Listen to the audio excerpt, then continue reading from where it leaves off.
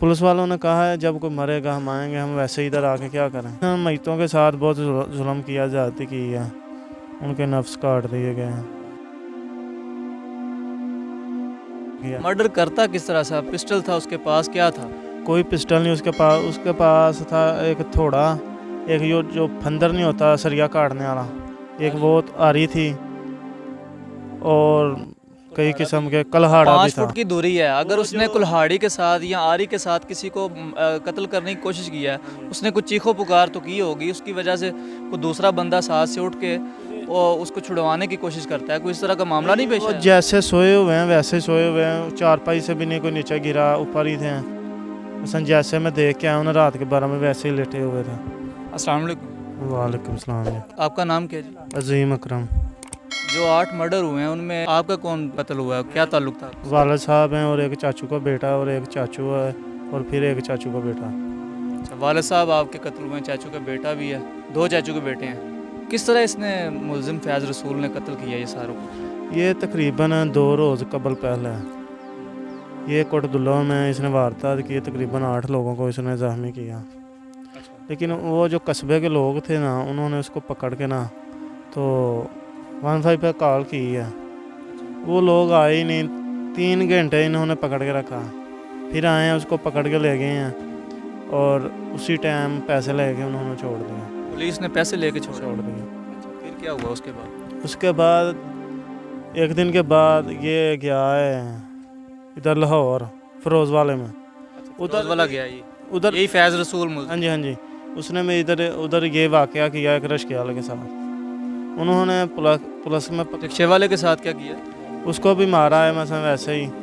तो उन्होंने ये दंगा फसाद पहले भी कर चुका था इससे पहले? तो उन्होंने पकड़ के पुलिस में इसको दे दिया, अच्छा, और उधर से भी इसके लाहिन छुड़वा लाया। इसके जो पीछे लवाहिकीन वगैरह हाँ, थे, इसके जो घर वाले थे वो इसको छुड़वा रहे थे। हाँ जी, छुड़वा के तो फिर उसी दिन ये छूट के आया है कोटदुल्ला सीधा। अच्छा, ये दीनदारों के लोग हैं, उनके पीछे फिर भागा मारने के लिए मारने के लिए। अच्छा। उन्होंने 15 पे कॉल की है, तकरीबन 8 से 10 कॉलें हुई हैं।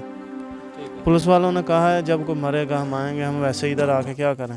अच्छा, उसके बाद ये उधर से भाग के चला गया रात को। तकरीबन 12 बजे के बाद इसने ये कार्रवाई शुरू कर दिया। ठीक है। 12 बजे के बाद मैं हवेली में से आया हूँ चक्कर लगा के ना, तो अच्छा, आपके जो वालिद साहब हैं और चाचाजाद भाई जो हैं वो सोए हुए थे? माल मवेशी के पास सोए हुए थे। उस दिन उधर क्या हुआ ये वाक़या? उधर ये वाक़या हुआ, ये भाग के कहते हैं लोग इधर कोट राजपूतों की तरफ चला गया। अच्छा, उधर से रास्ते में ये गुजरता था, तो उधर 2 लोग सोए हुए थे बाहर पैलियों में अपने दानों के पास। अच्छा, तो इन्होंने पहले उसका मर्डर किया, फिर ये आया है हमारी हवेली में, फिर 4 लोगों का इधर मर्डर किया, फिर ये पंप पे गया, 1 लोग का उधर मर्डर किया, फिर दूसरे पंप पे गया, उधर 1 लोग का मर्डर किया। मर्डर करता किस तरह से? पिस्टल था उसके पास, क्या था? कोई पिस्टल नहीं उसके पास था एक थोड़ा, एक जो फंदर नहीं होता सरिया काटने वाला, एक वो आ रही थी, और कई किस्म के कल्हाड़ा भी था। 8 लोगों को सेम ही वार हैं। अच्छा, एक तरीके से सब बंदों को मारे? उसके बाद इन्होंने मैतों के साथ बहुत जुल्म किया, ज़्यादती की है, उनके नफ्स काट दिए गए हैं। उसके बाद जब ये पंप में इसने मर्डर किया है, आखिरी मर्डर, उधर फिर एक पुलिस वाला था, वो ड्यूटी से आया, उसने देखा है मर्डर हो गया, फिर वो उसके पीछे लग गया, उसने उसको एक मदरसे में जाकर पकड़ लिया। आप तक किस तरह इतला पहुंची कि आपके वालिद साहब को और उस चाचाजाद भाइयों को कत्ल कर दिया गया?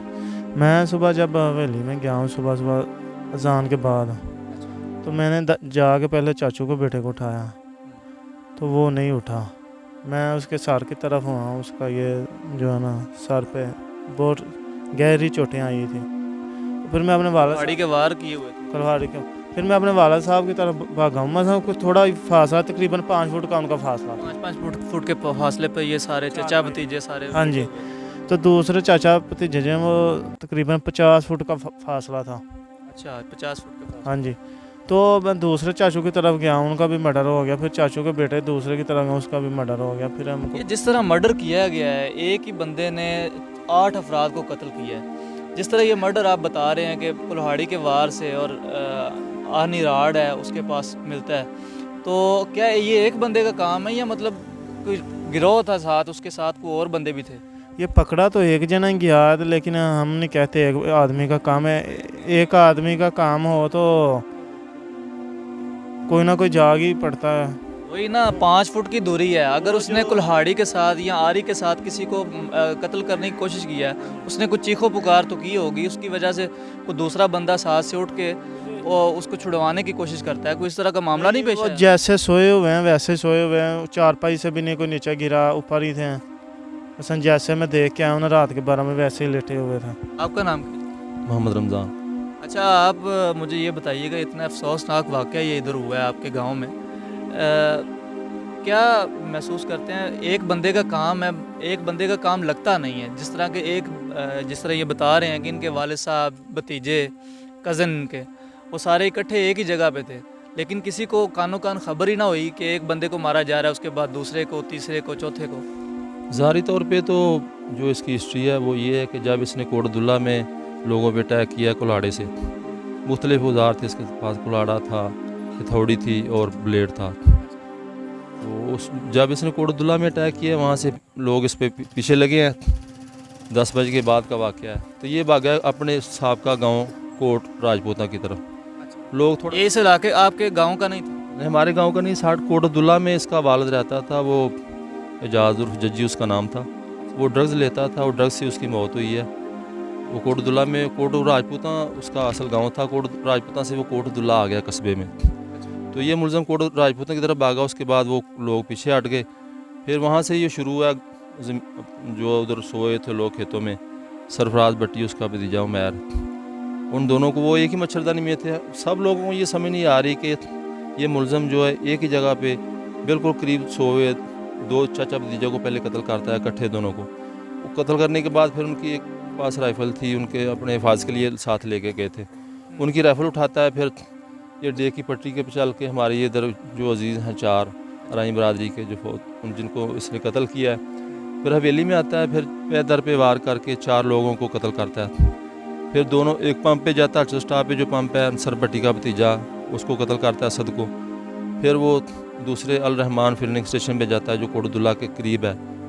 तो उधर तो सीसीटीवी कैमरे में उसकी सारी वीडियो आ गई है। ये मुझे ये बताइएगा, इसमें ये समझ नहीं आ रही, 8 अफराद को इसने कत्ल तो किया, क्या इसकी कोई पुरानी दुश्मनी तो नहीं थी इनके साथ, कोई रंजिश इससे पहले? नहीं, जो पता ये चला है कि 1.5 माह तक पहले वे स्कूल में पढ़ाता था, उसके बाद इसने छोड़ दिया। ये FSC इसकी एजुकेशन है। पढ़ा लिखा है? हाँ, अल्लाह जानता है ये क्यों जुनूनी हुआ है या क्या मामला है, इसके पीछे कोई एजेंसी है कि इसकी कोई दुश्मनी नहीं है। GPO शेखुपुरा फैसल मुख्तार साहब ने ये कहा था कि जी ये ज़हनी तौर पर डिस्टर्ब एब नॉर्मल है। इस हवाले से आप क्या कहना चाहिए? पुलिस ने तो आज जो उस वक्त वक़ूए वाले रोज़ हमसे पूछें जी वारसान के नाम लिखाएं। जो FIR दी है वो भी उन्होंने लवाहकीन से मशवरे से नहीं दी है। मशवरा क्या करना था हमसे, असल जो रियल स्टोरी से उसके मुताबिक FIR देते। तो FIR भी अपने मुताबिक उन्होंने दी है। तो पुलिस तो इस तरह ही करती, तो असल वकूआ है उसके मुताबिक उन्होंने FIR भी नहीं दी। उसमें जिक्र नहीं किया वकूए का कि कहाँ कहाँ बंदे मर्डर हुए हैं, किस तरह हुए हैं। उस चोरी की दफ़ा लगा दी है कि बंदा मोटरसाइकिल लेके चोरी करके भागा है। तो जो अच्छा, आपने जो मकतूलीन है उनको मौका पर जाके आपने देखा जी देखा, डेड बॉडीज? जी देखा 5:30 बजे हम क्या हालत थी उनकी डेड बॉडीज की? डेड बॉडीज़ की। वो एक ही जगह पे वार किया था। वार करने के बाद 3 लोगों पे वार किस जगह पे किया था? वार सर पे वो वार करता था और उसके बाद गले काट देता था। फिर मखसूस जो अज़ा हैं वो भी काट के लाशों की बेहरमती भी की है। शर्मगाहों के साथ भी बेहरमती करता? हाँ, बेहरमती करता रहा। तो जो 3 लोगों के मच्छरदानी में सोए थे चारपाई पे, उनके सर वाली साइड पे को 1.5 फुट के फासले पे सीधी रख के ना वो मच्छरदानी काटी हुई थी। पता नहीं वो क्या करता था।